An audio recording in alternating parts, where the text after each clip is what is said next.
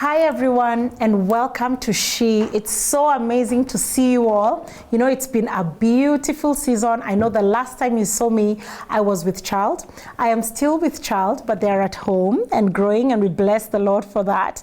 And we're here to talk about how it's been since the last time I saw you, because it's a journey and it doesn't end when the baby comes. And so today, as always, I have gone everywhere in this town looking for solid, amazing women to come here to talk about fourth trimester. And I know you'll ask, what is the fourth trimester? Yeah, it's real. So it's the trimester after the baby is born. And I think sometimes that's even harder than those 9 months. And so that's what we'll be talking about today.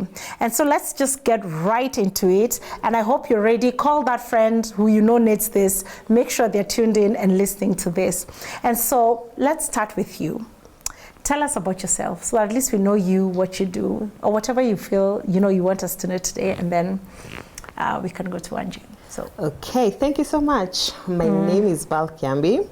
I am a mother of 2 little girls. One is 4 years old, and the other one is 8 months old. Such a chatty little girl. I love it. And I am a stay-at-home mom. Wow. Yeah, I'm a stay-at-home mom, and I love it. Oh, wow. Yeah. Okay. Very nice to meet you. Yeah, my name is Angie Chavangi. Thank you for having me. I am a mom of 3. I'm married to Andrew, and I have 3 children, 12, 10, and 8. Wow. Yeah. Wow. And I'm a businesswoman. Okay. Yeah. Wow, you have a 12-year-old in your house. Imagine. Wow. If we have time, we will talk about that. And, it's so interesting, and I'm glad that there's variety in there. So let's all close our eyes and just remember that time when, you walked into hospital. Let's not talk about stepping on the scale and seeing how much we weigh as we're going to have the baby. And so you get in there. Maybe me, I can talk about mine because, I stepped on that scale and I was like, how did I get to 99 kg at my height? I was eating the right things. Yeah. So anyway, that's how you're starting that 4th trimester. And so you step onto that weighing scale, then you get onto that bed and you have the baby. Yeah. So let's talk about those few days in hospital, because that's when the 4th trimester starts. How is the experience for you? For me, I think for my first 3 kids, it was a beautiful experience. But with the 4th one, I don't know why, but it was so difficult this time. So I just couldn't stop crying. I remember feeling so emotional. The doctors thought I was getting depressive and wanted to even give me some medicine for it. I'm a CS mom. I was in excruciating pain for some reason. The pain couldn't be managed. And then I also remember wanting to see the baby, and the hospital wasn't bringing the baby to me. And I guess maybe they'd been told, huyo anakaa hayuko sawa, and don't give her the baby. I don't know what it was, but I remember keeping on asking for the baby. They'd come, they're like, the baby is asleep. I'm like, when this baby is asleep the whole time? So it took so long, and that was frustrating me. So how were those days for you? And for me, I was in hospital for 7 days. Wow. Because they needed to make sure the pain is properly managed before I can go home. So how was it for you, those first few days of your 4th trimester in hospital? I think let me go for it. That's fine. So for my first baby, the first one was like an emergency. There's a story of another lady who kind of had the same situation as I had. So I just felt like, okay, we went for a what is this thing called? Like an appointment. Ultrasound. Yeah, The last appointment. The last appointment. Then this guy, the sonogrammer, is it the sonogrammer? He's like, hey, things are not looking good. I'm like, what do you mean? Oh, no. It's like, there's a cord that is around the neck. I'm like, what? So later on, remember the friend that I was telling you about, the same thing. So that friend lost her baby because of the same thing. And being a first-time mom, it was of course I panicked. I told my husband, no, come out of the office, we are going. Now this was like, so we had gone for the appointment yesterday. So now today I'm just trying to monitor, like, am I hearing the kicks? What is going on? The kicks were very faint. I'm like, come out of the office, we are leaving. Let's go. We get to the hospital. Like that, Get to the hospital. The guy is like, okay, yeah.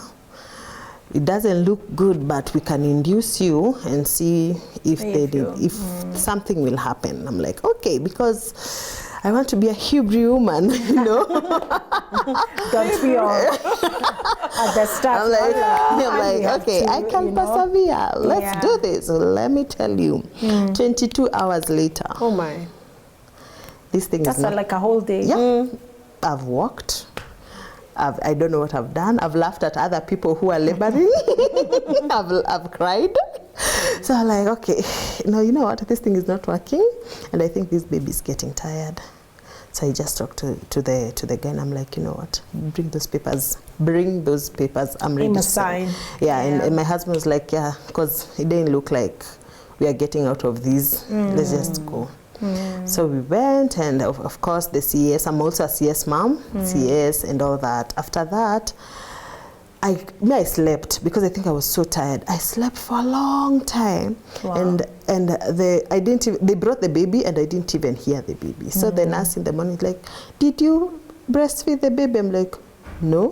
Which baby? I thought you guys took the baby. I thought you guys took the baby. Like, no, we brought the baby later.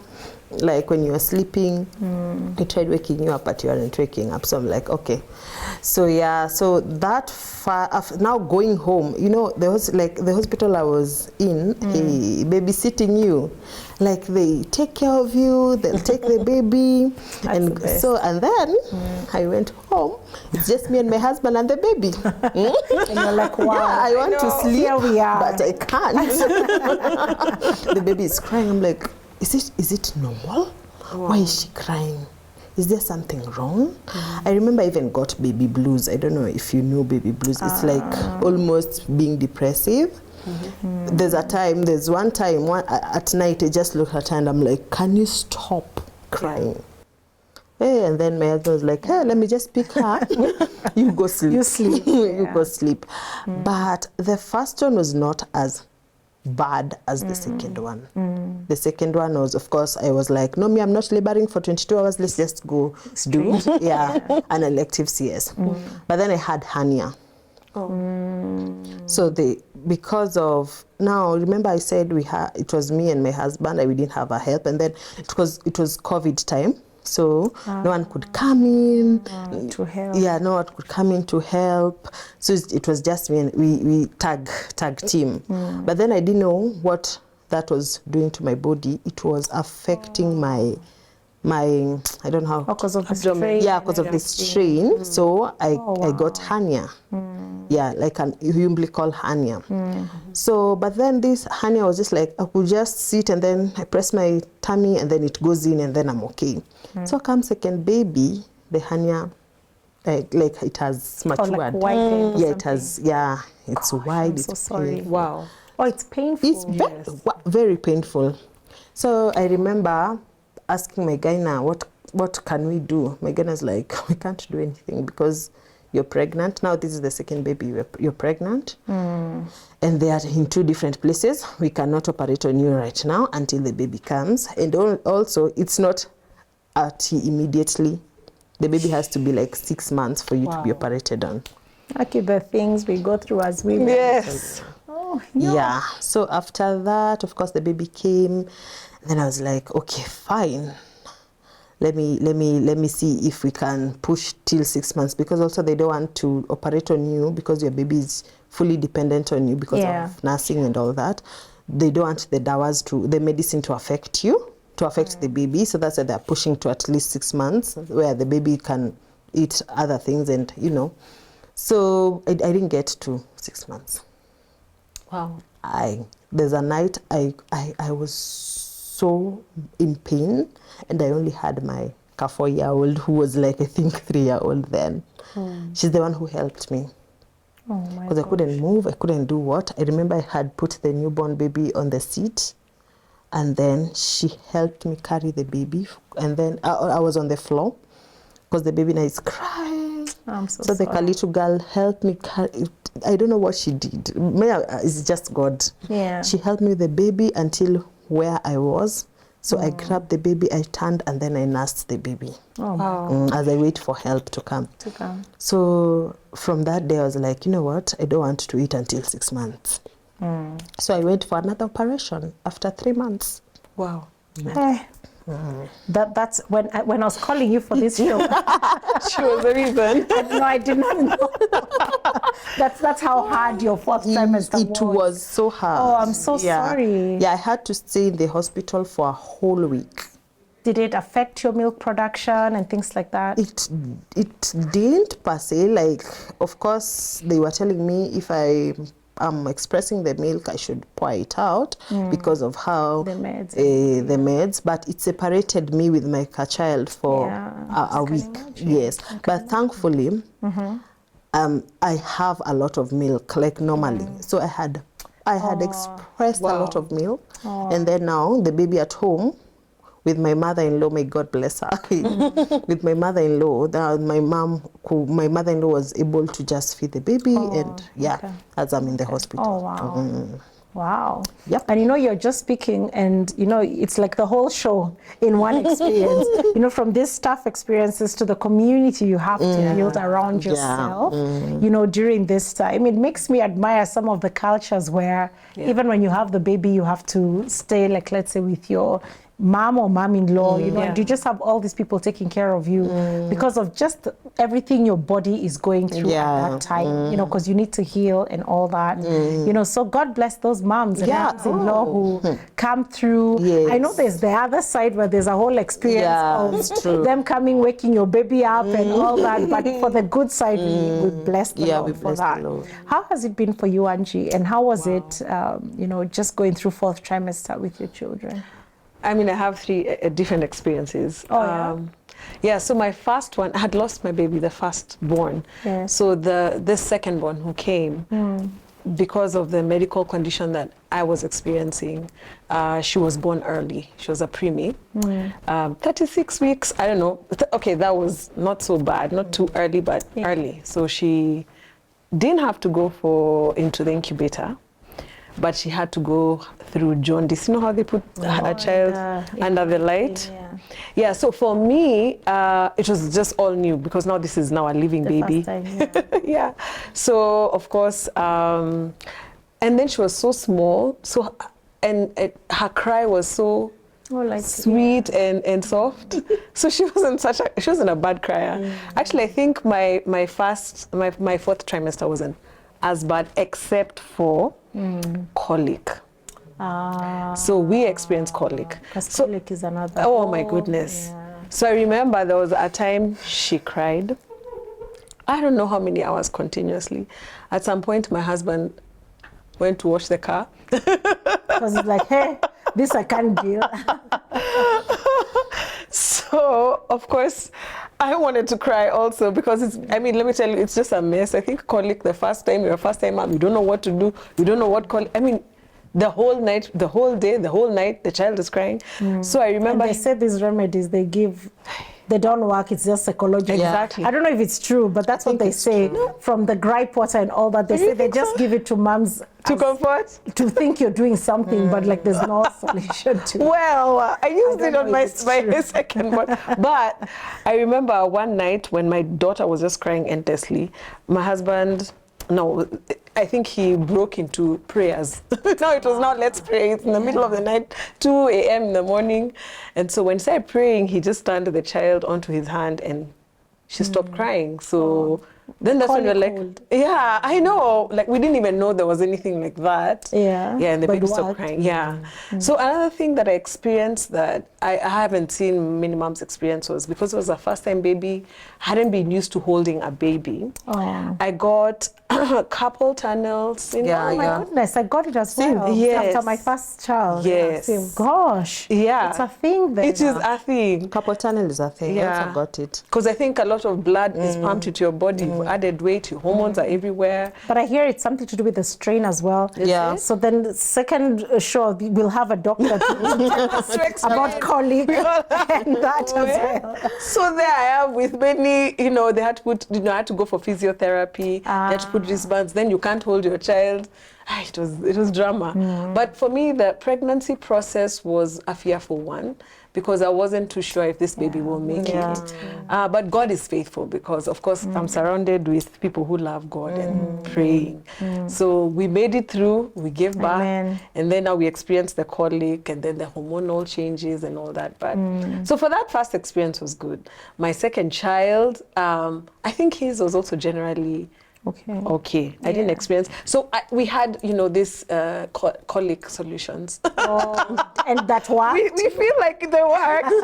I know the colic hold works. Oh, really? Yes, what you're talking about, where you put the baby on here. Yeah, I know that works. So I was also told, like, if you take dill seeds and so that and also chamomile, that would make you calm and also calm the baby. Yeah. So I did that now for my second and my third born.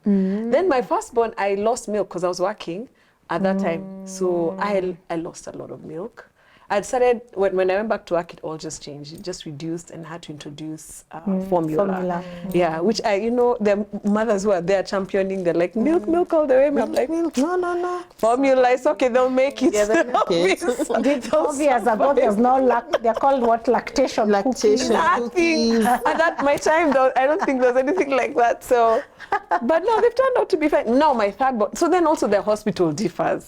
So the first two children had taken them to a different hospital than my third born. So this hospital, they would take your baby, like Val was saying. I mean, your baby cries, they take the baby, they feed the baby, you're like, this is I think that's one of the things I like about those few days in hospital. Yes. If you're not in pain, because you just sleep, and it's like there's no baby, because the baby's taken care of. Yeah, then they show you how to wash the baby. Oh yeah, there's that. And you're like, where are we flipping this child? Yes. How are we even holding this child?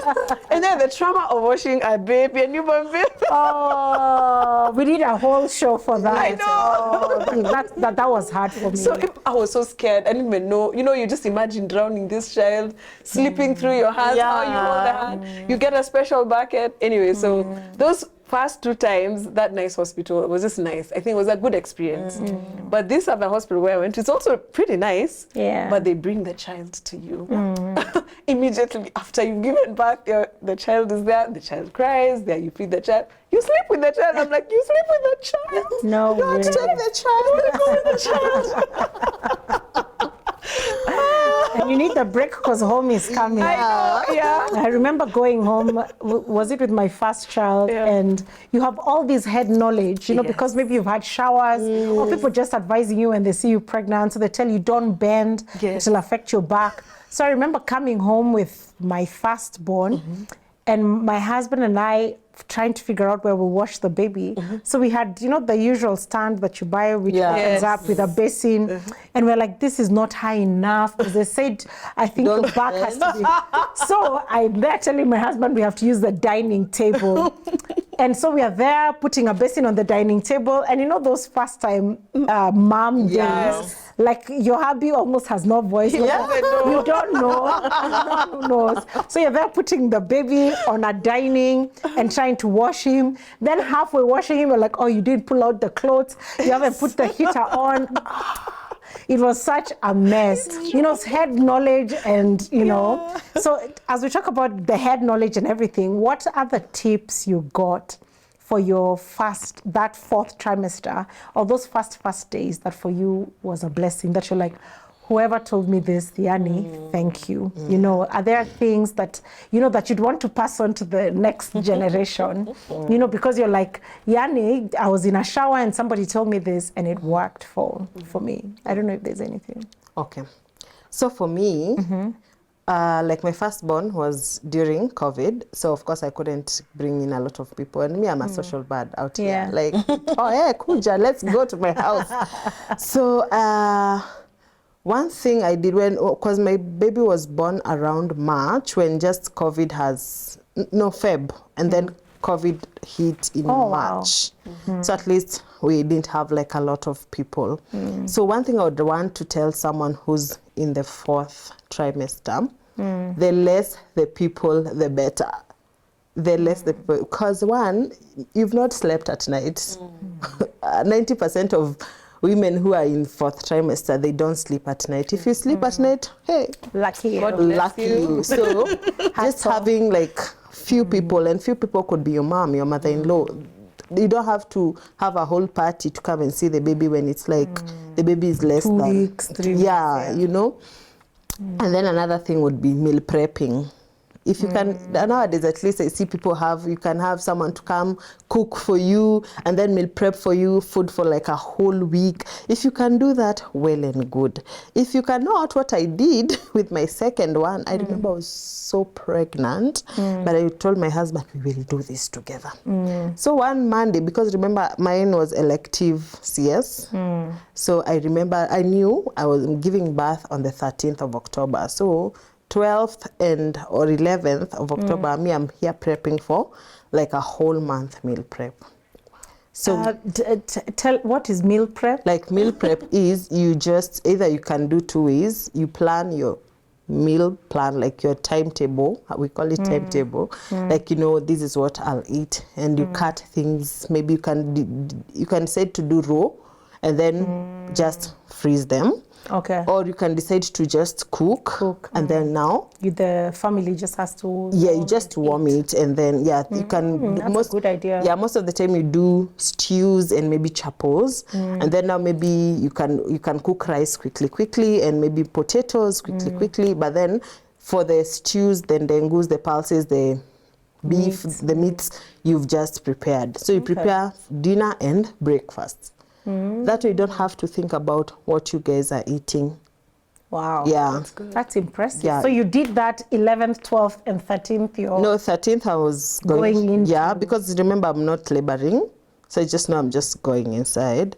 But aren't you a ninja? Like, she is. Because you're like in your third trimester where you can hardly breathe, I know. think, But talk also, at the same time. I had the help of I had a day bag. Okay. And my husband. So me, I was just kind of delegating, like, so that's what I did. No, but that's a good tip. Yeah, because not everybody has help throughout. Not so it's everyone. good to know that you can actually meal prep. Yes. Oh wow. Okay. And you? So for me, a few, like 2 or 3, there was one of my favorite is I was given a book which I didn't read. I told my husband to read and translate. First, you're prepared knowing that the first 2 weeks is just there's no chaos. It's chaos. Like your hormones are everywhere. Your baby wouldn't even sleep. Every 2 hours they are awake feeding. So we knew that. Then this book helped. It's a book about helping your child sleep through the night. So it wasn't Gina Ford. I know there's Gina Ford. I was about to put that in there. Gina Ford. I kept saying if I have twins, I'll do Gina Ford. But if they come one by one, I won't. So I didn't do Gina Ford, but this book was, I think, a simplified version, which is just feed the baby every 3 hours. And then they'll get a good night's sleep. So after the 2 weeks, now we started trying to see if we can manage doing 3 hours. So we started 4 hours, depending on how the baby wants. So the baby sleeps after 3 hours. So when they wake up, keep them awake, feed them, play with them, and then just 3 hours, then they sleep. Then the second thing was getting milk, extra milk. Remember my firstborn, I ran out of milk. So my secondborn, I was told if you put fenugreek. This was now my doctor. Fenugreek and dill and chamomile will help your body relax and also produce more milk. So I was able to get more milk. And then, so for me, it's the opposite. I actually enjoy people's company because I love hanging out with people. So I think after the 6-week mark where the doctor wants you to go for the jabs and all that, I was okay with guys coming over. And then also when you're friends and you have a good community of people bringing for you meals, also it kind of really just get your mind. If they're coming, yes, with the meals, yes. But if they're coming like that, and then now you have to get into the kitchen and cook, then it becomes hard. Oh, that's awesome. Yeah, so those tips are really helpful. Okay. I think for me, one of the best tips, and this is maybe from baby number 1, was that you don't have to eat for 2. So like I luckily put on, is that luckily?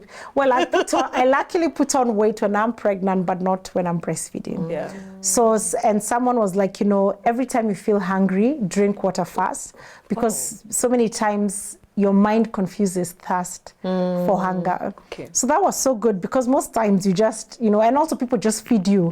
You're asking for water. They're like, no, take porridge, take soup, and all that. And so you end up putting on more weight, even when you're like breastfeeding. So it's important to eat healthy meals, not to diet, and the baby's not getting enough. But I know that it doesn't have to be porridge. It can be just water, and it will increase your milk flow and all that. And to start expressing from day one, especially if you have to go back to work, that has really helped me to make sure I do the 6 months breastfeeding. Exclusive as well. But I keep saying that I guess if you don't, like you said, it's fine, because our bodies are different. Some people are not able to. You get sick, you have twins. Though I know twins moms who've managed. So if you don't manage, it's fine. Like there's no judgment for all these things, as long as you're healthy and the baby is. But I think the best one that I've used a lot, and I find that so many people don't know, is that egg is very good as a nappy cream. I don't know if you've used it. Yeah. Oh, you have? I didn't know that. Yes. Oh, it's the best. So if you have babies who are sensitive and they have like really bad diaper rash, that for me was the best. You just use the egg white. You take off the egg yolk and you apply, then you fan till it dries, then put on the diaper, and it heals the back. Like you wake up in the morning and the baby is fine. We're talking about the 4th trimester. And in case you're wondering, what is that? Who are those? The 4th trimester is the trimester once the baby is born, of course, following the 3 trimesters of pregnancy. And we've already talked about how it is in hospital and coming home and, managing the guests and things like that. And I just wanted us to discuss just relationships, because there's I will never forget being in hospital.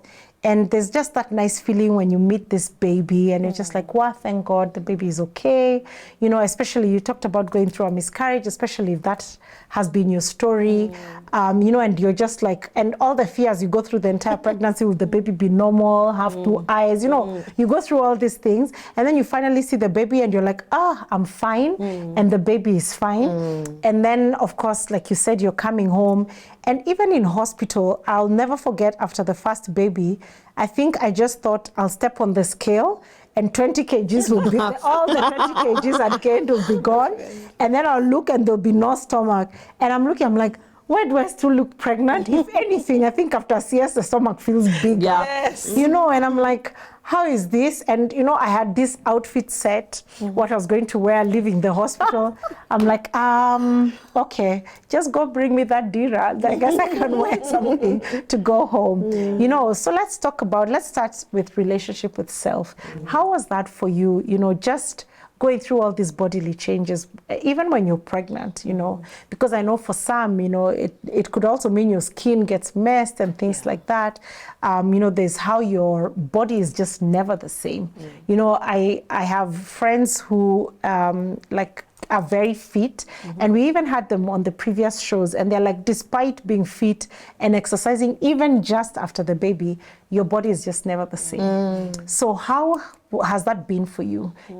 Have you struggled with esteem? How did you take care of that? Because I know for so many women, it's such a big deal after their babies are born. Well, I've had 3 children, as I'd said, and I was very thin before getting married. Even after getting married, I really was like a small little girl. And so having my children, of course, is a blessing and a joy. But I had my second pregnancy had to be on medication, as I had said. So some was steroids. So my weight stayed. It was really hard to get rid of that weight. And I remember guys ask me if I'm pregnant, or like, wow, congratulations, another one. I'm like, oh, when you're not pregnant. I'm not pregnant after I've had my baby, like even 1 year. I actually stopped telling people congratulations for that reason. Because I've been also caught once or twice. I've told someone congratulations and they're like, I'm so sorry. So for me, that had been, initially it was a big struggle, honestly, because you want to look good. in your mind, you still think you're thin. You still think you're small. For me, it wasn't clothes per se, but it was just looking pregnant all the time. Even after 3 babies, when you've had a CS, because I also am a CS mom, all 3 children. And so I don't know if it's how they do, but there's some CS moms who are able to bounce back. For me, I haven't been able to bounce back. And now you have to really think through now, what do you wear to hide the tummy so that people don't think you're pregnant throughout your life.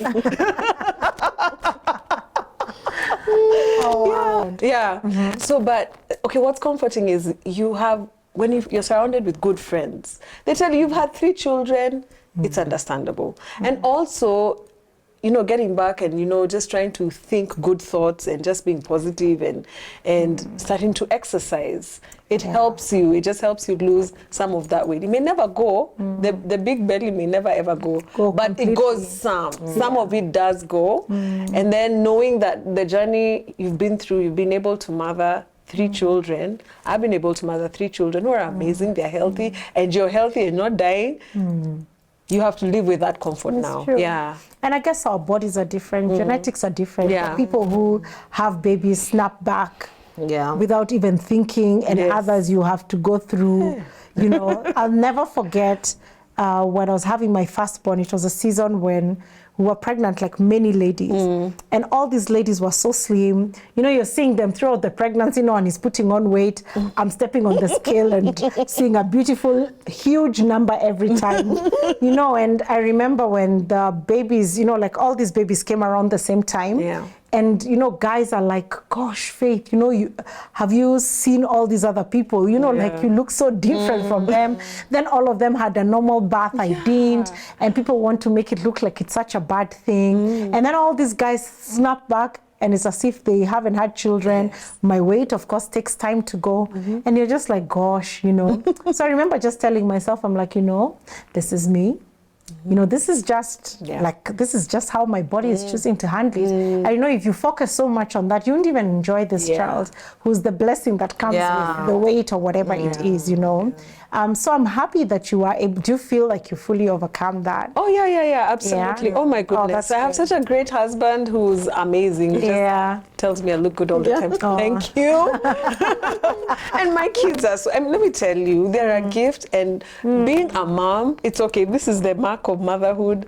I'll embrace it anytime. There's no need of trying to compete and to look. It's true. It's true. Yeah. And what does God say? What does God say? That's the thing that just keeps me going. What does God say? He's made me fearfully and wonderfully. Yeah, it's true. And I've also met people who like were in the gym even throughout the pregnancy, but just because of maybe having a CS and the doctor doesn't let them go back, then it's a totally different ball game.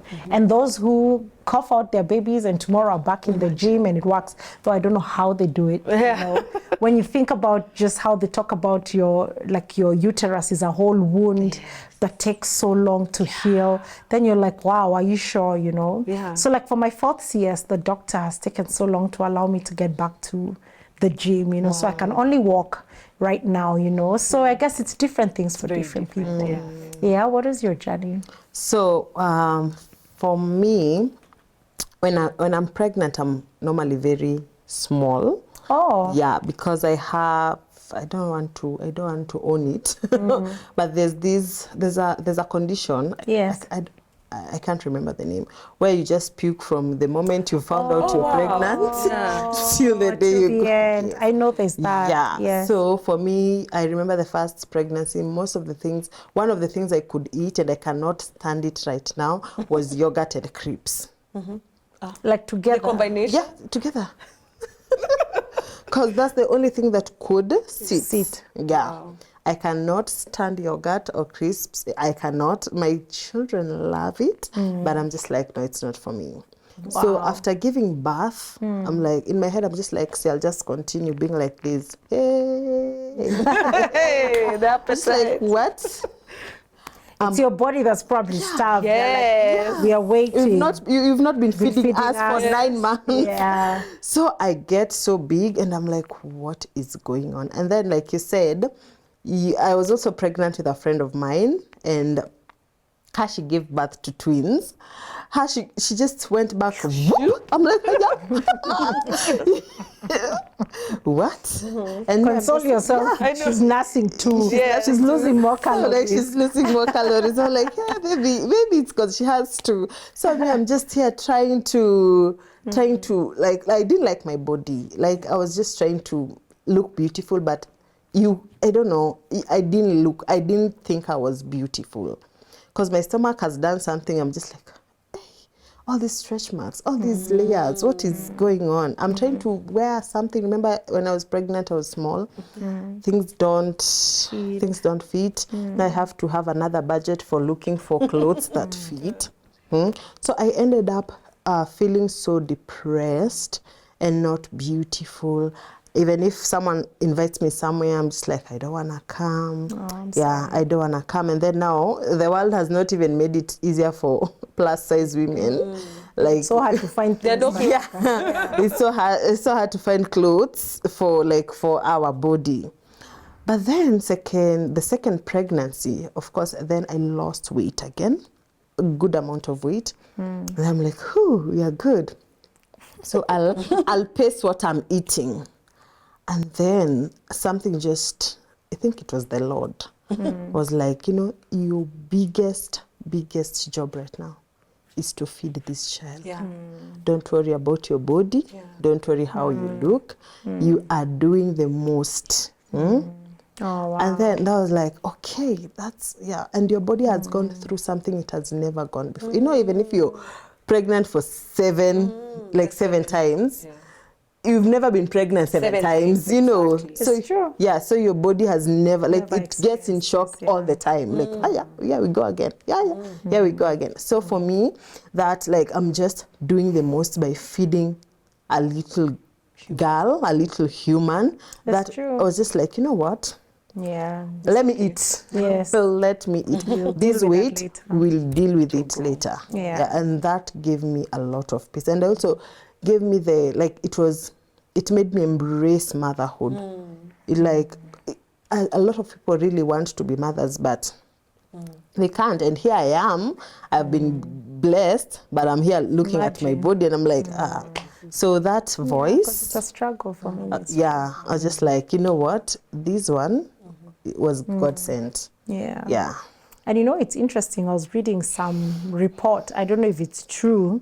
And they were saying how a lot of modern women end up, having many struggles with their bodies as they age because they didn't take care of their bodies after their children were born. So they show this whole image of how big, and they showed the wound in your uterus is like this big, whether I guess you've had a CS or a normal birth. And so they show how this wound gets smaller with time, but depending on how you take care of yourself. So they were showing just how important it is to just have this community around you. Don't lift heavy things, and just, properly eat the right things and all that. Just make sure you're having a balanced diet and feeding yourself the right things and taking care of yourself. And also reducing the amount of stress to just help this wound heal. Yeah. I know so many times as women, we are focusing so much on that dress that I was fitting in 9 months ago. And I guess at some point, I guess it's okay, like you're saying, to just focus on what it is for you for that season. I know for me, because I've been in a season of having children over the last 9 years, at some point my wardrobe was probably in 4 sections, the before, the baby clothes, the first few months before you're pregnant showing, then when you're pregnant, and then now the after baby clothes because of breastfeeding, and before you go back. And that has been my life. I just said, that's me for the next 9, years, till I'm sure I'm done having children. And then now we can start going back to normal clothes. And I think it's okay. If you can get the exercise in, I think get it in. Remember to take care of yourself, because your body is healing. But don't also obsess. Yes, obsess. That's the right word. Obsess so much on how you look. You lose your milk for it. Your child is not getting enough as you're focusing on that. Did you go through loss of hair? Yeah, I did. Yeah, did you?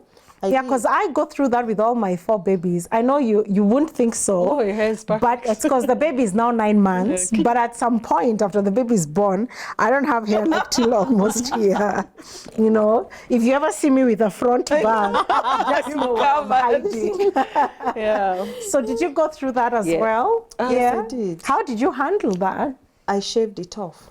Wow. All your hair? Yeah. Remember, I was going through a season of accepting myself. So there's one time I'm just in my bedroom and then I got a scissor. I'm like,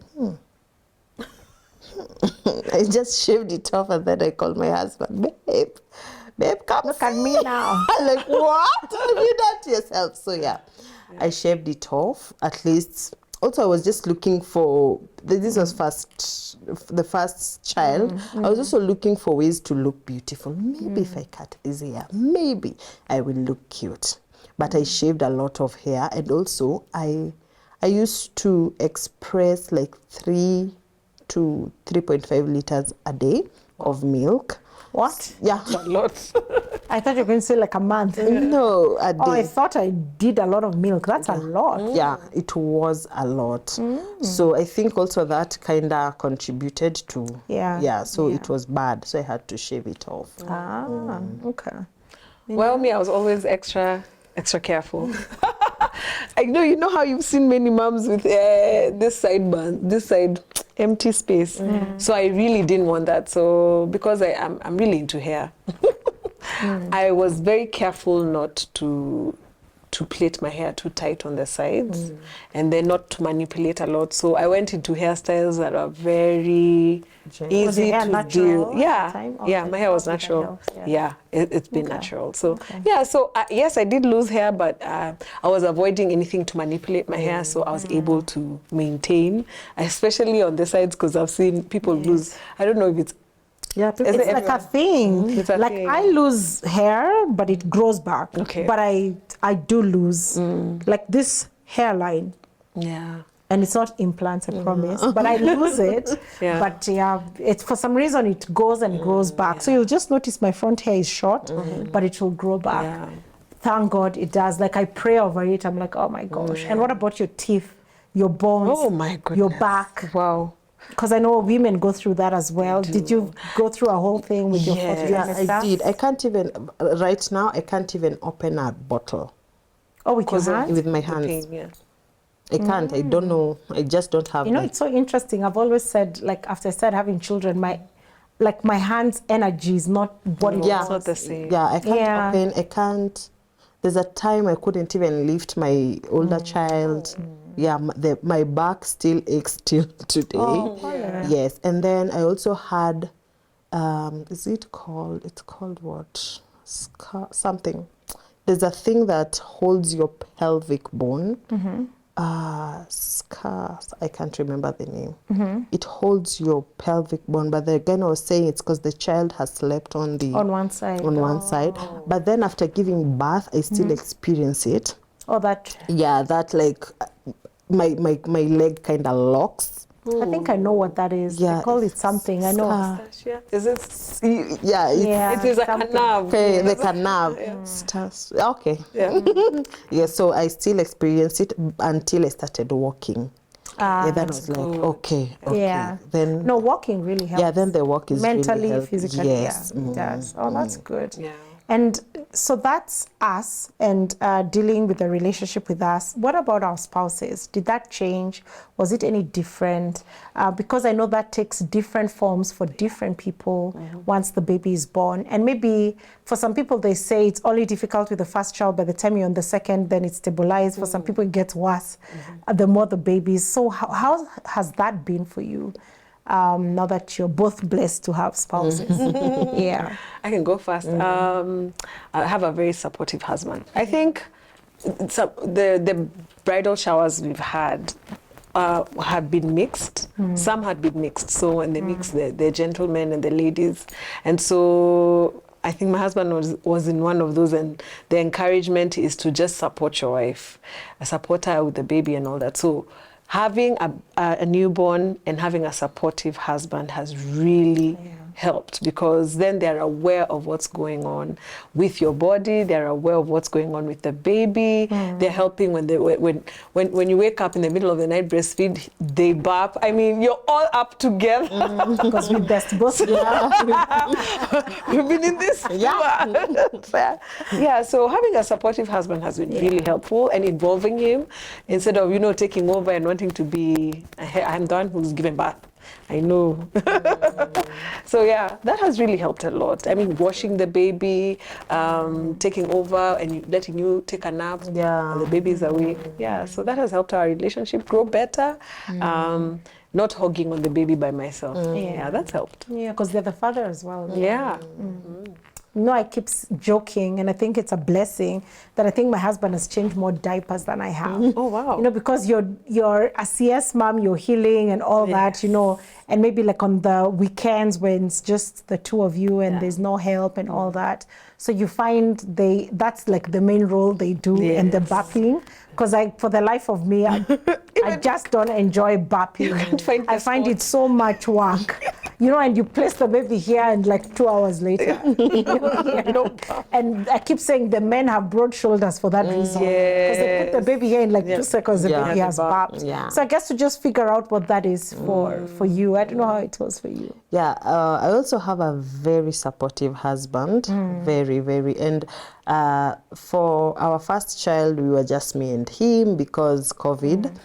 This guy, let me tell you, whoa. I thought I loved him until I gave birth. And I was like, wow. So do we show you a camera to look at for 2 men? A message. So this guy is, till to date, we have our second child is not sleep trained because of what happened after I gave birth to her. I was like, you know what, I'm too tired for this. She still wakes up.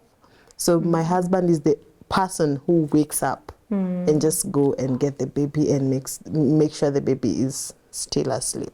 So just that commitment, and also just showing me that we are in this together. It's not for those that wewe ndio mama sasa wewe angalia mtoto. Like this guy is involved from washing the children, from like that's his job. Even when my daughter, if I'm like, today I'm washing you, no, let's wait for daddy. Like that's his job. Just being involved and also just trying to understand me really made me closer to him. It really, really made me closer to him, and I'm really grateful for a supportive husband.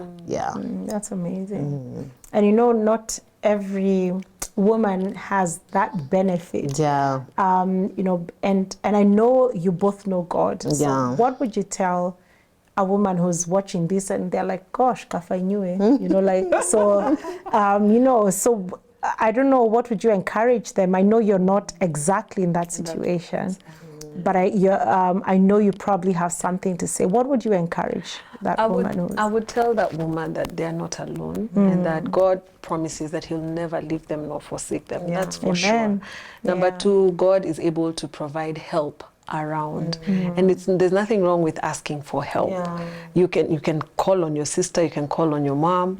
If you don't have those, you can call on a friend to help you. Especially that first trimester, you do need a lot of help. You need someone to talk to also, to counsel you when you don't have someone who's supportive. Exactly. So that's why I think God never leaves you without help. He's always there for us when we're in distress, and He loves us so much. So it's not the end of the world. It's not. I mean, if you don't have a supportive husband, you have a supportive God, who does way better than how much more? How much more He will do for you? Yeah. That would be my encouragement. That's awesome. Would you add anything to that? So just the same thing, but on a different perspective. There's a picture I saw. You see those lonely nights, like late nights, you're just with your baby. There was a picture that was showing in this apartment, there's like a bulb, meaning there's a woman with a small child.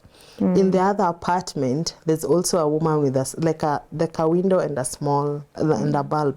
Meaning, as much as you feel alone, there are so many women doing it together. Like you just don't know. And also another thing is, the season will come to an end before you know it. Embrace it. It might be hard. You may not have a support from your husband, but imagine you and your child are bonding in that season more than when other people are in the house. That's true. Yeah. That's true. Yeah. That's awesome.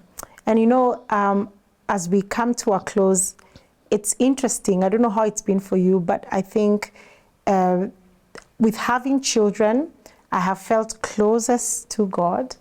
But I think it's been the hardest season to find time with God. I don't know if that makes sense. Yes. You know, like you feel like you start praying when they're older, they're walking in. So you're like, do I be waking up at 3 a.m.? But I need this sleep. You know, so how has it been for you and how have you figured that out? You know, just still being sure that you find time for yourself and you find time with God. You know, I know people call it self-care.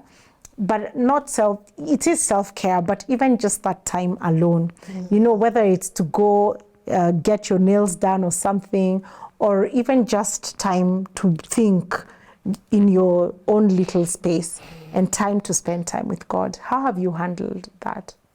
Wow. I love my Jesus. Jesus is my comfort, my friend, my everything. Before having children, it was very easy to have time with the Lord. Just, you know, put on your worship song, sing, and read the Bible and pray. And 5 hours later, 5 hours, I mean, you can go kesha even. But now once the babies came, there wasn't any time for reading even the word. But I found solace in the nights. When you're breastfeeding your child and you because you're awake, there's no way you're falling asleep breastfeeding the child. I guess that's the time, because that's the time to pray. And just being a mom, I believe there's so much to pray. There's so much to pray. You want this child to grow to be an amazing human being. You want God to show you how to care for these children, how to care for your husband. So in that midnight hour, in fact, I think that's the best time, because it's quiet and it's just you and your baby. And then another thing, another thing is when you can also listen to the word. You can have an audio Bible that can help you to be able to get in touch with what God is saying. And then I think there's also a stage where you can now be able to actually go to church and get help. When your body gets strength. And also another thing, an amazing thing to do with your husband is just pray together every night, and then now include your children, your baby in that routine. Exactly, that's where the routine will start from anyway. Exactly. Join us. Yes. I love that. How did you handle it, Val? So for me, I love reading blogs. So I normally read blogs in the seasons I'm in. So I read blogs pertaining Christian motherhood and how, and it's like, I wouldn't say like a Bible study per se, but like just a journal or a rema from another mom who has written it down. Got you. So so what I normally do, I just read it and then I take in the key points and I'm like, God, please, like for me, I just relate with God in the season I'm in. If I'm in this season for breastfeeding, God give me ways of increasing milk. So I'll just go and look for a Christian mom, how to increase milk and all that, in mostly Pinterest. I just go to Pinterest.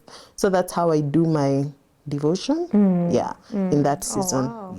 That's interesting. I had a friend who would express, her kids are grown now, and put Bible verses as she expresses, like what she's reading and things like that. I thought that was amazing. I also have listened to a preacher speak, and she was sharing how she'd put Bible verses like in the bathroom where you're changing the baby, in the kitchen, I guess if you spend time in the sink washing dishes. So when you see the Bible verse, then you read it and remember to pray. So I guess you can also get creative. I try to pray when I wake up to feed the baby as well, and that works. And also sometimes during the day, especially when the babies are little, then they sleep longer hours then, because I also don't know how to do that thing of sleep when the baby sleeps. Like for me, I think it's just theory. I keep telling my husband, a man must have come up with that rule because they don't know, because 4 babies later, I've never been able to sleep when the baby sleeps, so at that time, then maybe I'll listen to some music or pray at that time. And as we come to a close, babies can be expensive. Do you have any tip for someone out there who's like, gosh, I'm about to have a baby, or I just had a baby. The diapers are costing, I don't know how much, do I buy food, do I buy diapers? Are there financial tips you would want to give? Okay, let me go first. So for diapers, what I did washable diapers. It's disgusting, I know, but it really, really helped us. Like just having, for what I did was I do washable diapers during the day, and then at night, at night I would do like normal. Like the disposable diapers. So that's what I did. I remember I was given diapers at my shower, and I used those diapers for almost 1 year. And wow. Yeah, because I suggested just bring different sizes. So in the during the day I would do washable diapers. At night I would do disposable. And then it came to feeding. What I did with feeding, I used to cook whatever we eat is whatever the baby will eat. So I just don't put salt. I remove salt. I remove her food. And then you're so nice. Salt. And then I add. I think I only did that for the first round. And then I'll add salt to our food. So I feel like that. Also, hand-me-down clothes. Oh my goodness. Community. Like, ask for help. This child, it's a village. We are helping this child. If for sure you can just ask someone, do you have tights 2T or tights 3T? You help me because so that's really helped me. But I'm also glad this is for me who had a community. Maybe someone else doesn't have a community. So for me who had a community, I was not shying off to ask. I didn't shy to like ask someone to, hey, I'm seeing your baby is grown. Where are those clothes? And till now, like I can count the number of times I've gone to toy market or to I can to buy clothes. Because then people just hand out. Because just people now. And especially when the kids are small, the clothes don't get so worn out, so you can easily hand out. Exactly. Okay. Even me, I used reusable or washable diapers. They just became a hit when I got my firstborn, so I'm like, so reusable diapers will change your life. You won't have to spend a lot on diapers.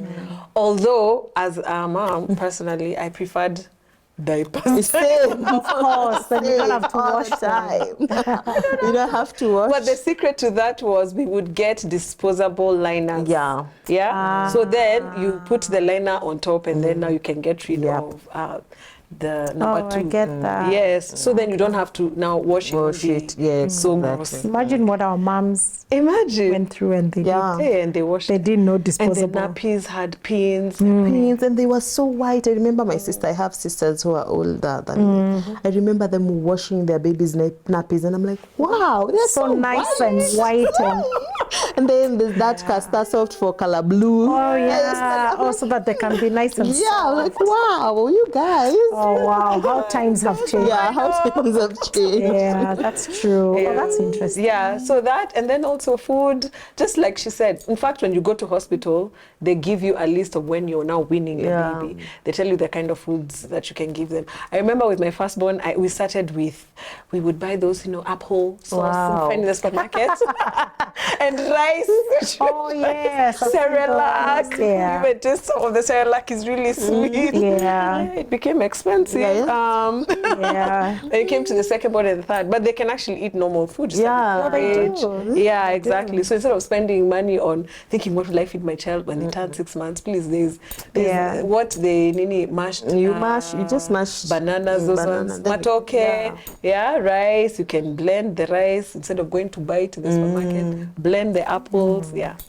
So that those are the same thing. And I think I was telling someone, I think by the time you're on the 4th baby, You know, like I found myself not even remembering that there's a winning bib and a winning plate and spoon. You know, like whatever plate everyone else is eating with. They can eat. Because I think the baby market, you know, like will just has all these things. I remember for my 4th baby, I even had a wet wipe warmer. Wow. And I remember being so jazzed about it. I don't think I've used it more than 5 times. Like you never even remember it's there. You know, so, but it's fun, it's exciting. And I remember the days I didn't have one, wondering how to warm this wet wipe before you know, like change the baby and all that. But you know, like there are things that are there, but if you really think about it, you don't really need them. You know, and I'm also glad that the world has changed. There's variety of diapers, especially if your baby is not sensitive. So there's some that cost really little and the very expensive ones, so you can just do that. And I guess at the end of the day, what the baby really needs, especially until they're 6 months, is just the nursing. Yes. They just need you to be well fed so that the baby can get the milk. And then of course when they're older, then there's those clothes. And thank God you talked about toy market. There's the hand-me-downs and all that, you know. So, and most of all that, God is our provider. Right? So as we close, I'll give you a second or two to just say your closing remarks, whatever you feel that will be. If you want to send a message to your husband, you know, or speak to a young woman out there, whatever you feel you want to share, even as we close. Okay, I can go first. Yeah, sure. I just wanted to say that motherhood is beautiful. I know the 4th trimester seems to be difficult. There's a lot of hormonal changes. You want to cry, the baby's crying, everything. But it is beautiful. There's so many nice things about a newborn baby. There's when they start smiling. There's when they start cooing. And then they know now you're mommy. And then they depend on you. And so God created that knowing how much would be able to nurture. He created us in a way that we'll be able to nurture children. And I believe you as a new mom, you'd be able to, you can do it. He created your body to be able to give birth and to be able to nurture this human being. It won't take rocket science. You don't have to go sit through a class to understand. God gives you all that, gives you a body that can function, that can take care of this little baby. So all you need to do is just ask him for help, ask him for wisdom, and he'll help you. And you will enjoy the journey. It doesn't have to be a very sad and depressing journey. You can rely on God and he'll give you strength. Amen. Amen. Okay, so what I would want to say is these children are not ours. We are just custodians. And God cannot give you something that you cannot handle. He cannot give you something that you cannot handle. I know sometimes it feels so much like it's a lot, but he knows. Just trust in him. Just know, by the way, help is up there. You just need to call his name. I know it sounds, it's so cliche, but imagine that prayers is the only thing that has taken us through. And as a mother, you pray more than you'd ever pray in your entire life. So yeah, just put God in the midst, like make him part of the parenting journey. Amen. And you know, I think the most beautiful thing is that it's an honor to be able to be a mother. Not everyone gets that opportunity, you know. And if you're listening and you haven't managed, you're just like, gosh, I wish I could talk about even that one child. For me, my prayer is that God gives you that breakthrough. You know, that you're able to have that 1, 2, 3, 10 children that you want. And he's the one who gives these babies. And so I pray that God gives you children. If you're looking and it's been hard, I pray God just gives you that miracle, because it's a miracle for all of us, whichever way they came, right? And so this has been She. We've had so much fun talking about the 4th trimester. I don't even feel like we've covered everything. I feel like there's many other things we could talk about, but I'm so glad that you're thriving as moms, and I pray that other women out there will listen and will thrive. And whether you're listening to this on radio or watching this live, just know we are here for you. as women, and as we go through this, we'll be sharing, you know, and I think the beautiful thing is that most of all that God is working with you as a woman through your journey and as you do this thing called being a woman, She. Yeah, so this has been She. We've loved having you here. And remember, family is celebrating 25 years. You know, that's a long time, you know, 25 years of doing God's work, 25 years of having Jesus on the airwaves. It's a blessing. And down here, you'll see just the different social media handles if you'd want to just check out when She will air, when the celebrations will be. If you want to watch the full show, we're airing it on our social media pages. So please check it out. We love you. God bless you. See you next week right here on She.